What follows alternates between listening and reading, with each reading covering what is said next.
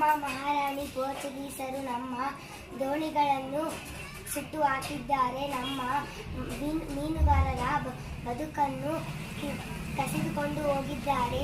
ಮಕ್ಕಳು ಬಾಯಿಂದ ಅನ್ನವನ್ನು ಕಿತ್ತುಕೊಂಡು ಹೋಗಿದ್ದಾರೆ.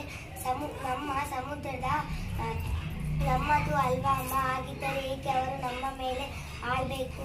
ಅಳಬೇಡ ತಾಯಿ, ನಿನ್ನ ಕಣ್ಣೀರಿನ ಪ್ರತಿಯೊಂದು ಹನಿಯು ನನ್ನ ಎದೆಯಲ್ಲಿ ಬೆಂಕಿಯಾಗುತ್ತಿದೆ. ನಿನ್ನ ಮಗುವಿನ ಹಸಿವು ನನ್ನ ನೋವು, ನಿನ್ನ ಮನೆಯ ಕಣ್ಣೀರು ನನ್ನ ಕೋಪ. ನಮ್ಮ ಪ್ರಾಣ ಸಿದ್ಧ ತಾಯಿ.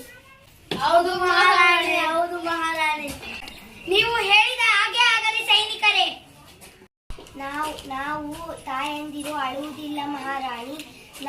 ನಮ್ಮ ಕಣ್ಣೀರು ಹಿಂದಿನಿಂದಲೂ ಶಕ್ತಿ ಆಗಿತ್ತು ಮಹಾರಾಣಿ. ಇದು ಪೋರ್ಚುಗೀಸ ಬಂದಿದ್ದಾನೆ ತಾಯಿ.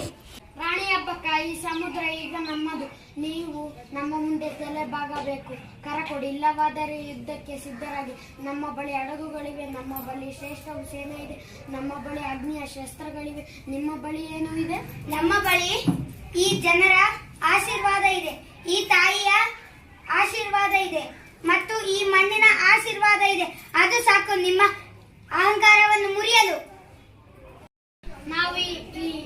ನಾವು ಈಗ ಈ ಮಣ್ಣನ್ನು ಸುಡುತ್ತೇವೆ. ಸುಡಿ, ಈ ಮಣ್ಣನ್ನು ಸುಡಿ, ಆದರೆ ಈ ನಮ್ಮ ಆತ್ಮವನ್ನು ಸುಡಲಾರಿರಿ.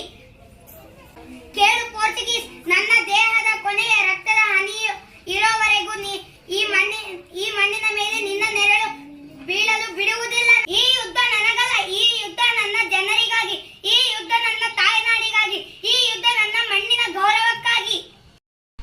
ಬನ್ನಿ, ನಮ್ಮ